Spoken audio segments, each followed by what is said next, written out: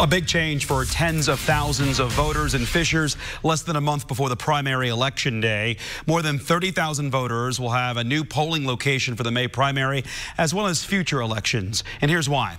Hamilton Southeastern schools asked for polling places to be moved out of their school buildings because of security concerns. So there will be 30 new polling places in Fishers, most of them in the Delaware and Fall Creek Township areas. If you used to vote at a Hamilton Southeastern school, you should be getting a yellow postcard in the mail with your new voting location. You can also find your polling place anytime at indianavoters.com. We reached out to Hamilton Southeastern schools about what security concerns they have, and here's their response, quote, "In recent years, an increased number of safety and logistical concerns have been raised by the community.